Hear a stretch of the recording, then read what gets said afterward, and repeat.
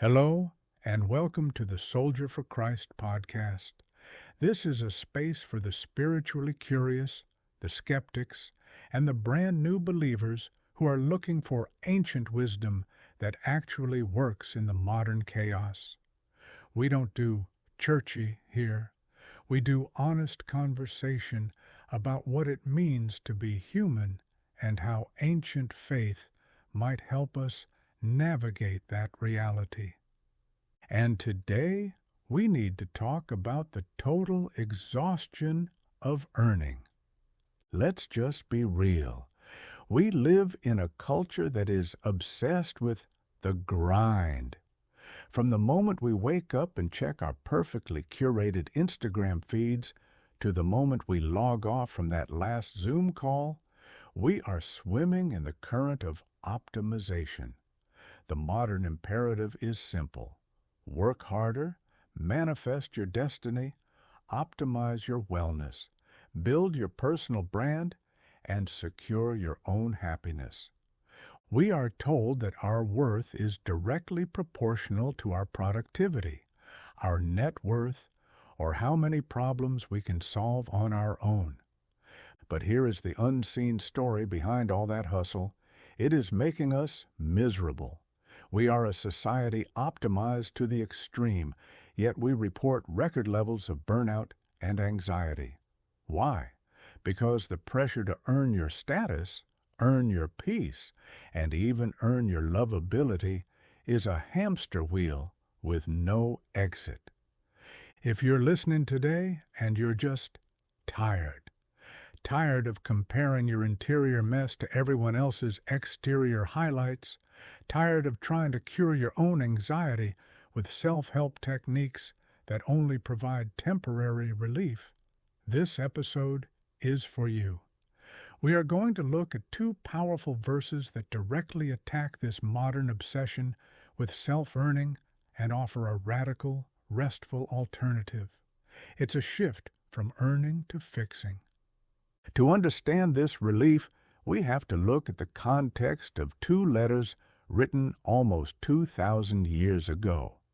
Both were written into cultures that also understood pressure, status, and the struggle of maintaining a perfect exterior while suffering interior chaos. The first concept comes from the book of Ephesians. This was a letter written likely by the Apostle Paul around 62 A.D. Ephesus was a sophisticated, wealthy, hyper-religious metropolis. It was famous for the Temple of Artemis, one of the seven wonders of the ancient world. Religion in Ephesus was transactional. You gave the gods sacrifices, and they, hopefully, gave you protection or prosperity. Paul, writing from a prison cell, is addressing this culture of transaction. In Ephesians 2:8-9, he drops a philosophical nuke on the whole earning system. For it is by grace you have been saved, through faith, and this is not from yourselves, it is the gift of God, not by works, so that no one can boast. We have to understand what Paul means by saved. For a modern audience, this sounds like a sci-fi escape pod, but in Greek philosophy, being saved meant holistic wholeness, deliverance from the forces of chaos, both inner and outer. It was the state of ultimate well-being. Paul's audience assumed they had to earn that state through religious works, perfection, or status. Paul tells them, no, it is a gift. The central word here is grace, or in Greek, charis. This isn't elegant movement. It is a specialized theological term that means unmerited, free favor. It's getting what you don't deserve, purely out of the love of the giver. The other passage is from Hebrews, written just a few years later. The author is addressing a group of early Christians who were facing severe cultural persecution. They were being ridiculed, their property was being seized, and they were exhausted. They were on the verge of throwing in the towel. They felt overwhelmed and alone. In chapter 12, verse 2, the author gives them a life raft. Fixing our eyes on Jesus, the pioneer and perfecter of faith, for the joy set before him, he endured the cross, scorning its shame, and sat down at the right hand of the throne of God. This imagery of fixing eyes, Greek aphorantes, is intense. It means looking away from everything else and focusing intently on one single point. It's the visual equivalent of tunnel vision. Why? Because when the storm is howling and you are tempted to save yourself by giving up, the only way forward is to lock your gaze on the one who is solid. Okay, let's bridge this gap.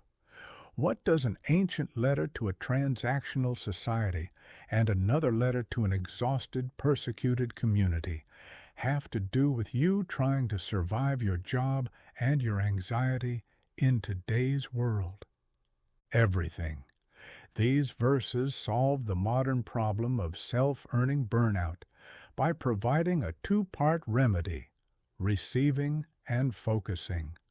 Part 1. Stop earning. The Ephesians passage tackles our burnout culture head-on. If the ultimate wholeness, true peace, connection, and worth is a free gift, then all your frantic self-optimization to earn it is useless. The works Paul mentions are the ancient versions of modern self-improvement hacks and moral performance.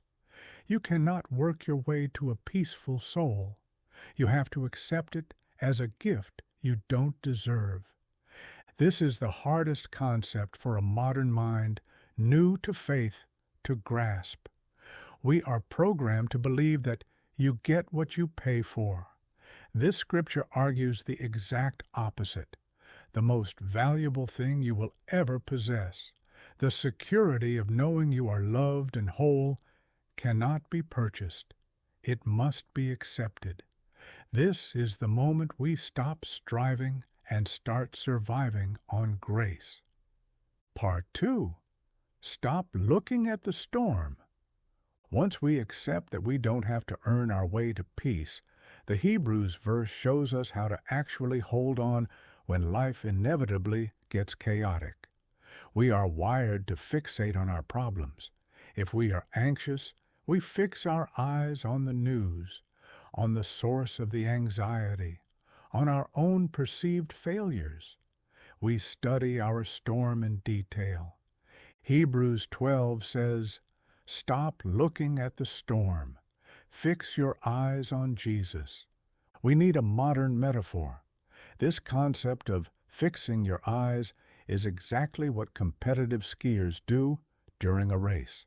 In extreme downhill skiing, the terrain is treacherous, and at speeds over 80 miles per hour, looking at the ice, the rocks, or your competitor will cause you to crash. Athletes are trained to lock their eyes far ahead on the one point on the horizon where they want to go. When they fix their eyes, their body instinctively balances itself, reacts to the chaotic terrain, and makes the correct adjustments without conscious effort. This scripture tells us your life will have chaotic terrain. Your feelings will be a mess. Don't fix your eyes on them. They are moving variables. Fix your eyes on Jesus, who the text calls the pioneer and perfecter of the path. He has already traveled the route. He has navigated the shame and the cross and is already victorious on the other side. By anchoring your vision to his reality, your soul can find balance in the storm. Okay, let's take a deep breath because we are about to hit the most challenging part of this entire concept. We've talked about how grace is a free gift. We've talked about how fixing your eyes anchors you. But this seems easy until you hit the central scandal of the Christian story, a word that appeared in our second verse, the cross. Hebrews 12:2 says, "For the joy set before him, he endured the cross, scorning its shame." This is the moment where many modern seekers get stuck. We want the peace, the gift, the cozy feeling of being anchored. But why is it that ancient wisdom always centers on suffering? The cross is the most challenging part of this entire story. Why can't God just dispense grace like a benign universal grandpa? Why the shame? Why the suffering? Here is the deep dive truth. The free gift of grace is free to us, but it was infinitely costly to the giver. We cannot talk about the gift of God's favor, Ephesians 2, without talking about the suffering of Jesus, Hebrews 12. If our wholeness is a free gift, that means someone else picked up the tab. Let's use an imperfect analogy. Think about a debt collection agency. Imagine you owe a catastrophic debt, hundreds of thousands of dollars, that you can never repay. You live every second with the heavy anxiety of that impending bankruptcy. You are exhausted from trying to pay pennies on the dollar, but you'll never earn enough. Then, one day, you get a letter. Debt settled, balance zero. This is grace. It's unmerited, a total gift. You're saved from the debt, not by your works, but by the generosity of the lender. You didn't do anything. You just received the gift of freedom. But here is the catch. For that debt to be settled, someone, namely the lender, had to eat the massive financial loss. They did not erase the loss. They absorbed it into themselves. They paid the price so you could walk away free. That is what the cross is. It is the absorption of all the world's chaos, all our mistakes, and all the shame that separates us from true peace. Jesus, the pioneer, chose to endure the cross, scorning its shame, because he was looking at the joy set before him. What was that joy? That joy was you. It was the joy of paying your debt so you could receive the gift of life. The challenge of faith is not earning the freedom. The challenge is believing that someone would pay that high a price just for you to have it. As we start to wind down, let's pull out 3 concrete, actionable ways this ancient wisdom shifts your perspective today. 1. Your worth is non-negotiable. Because it is by grace and not by your works or optimization hacks, your identity is secure.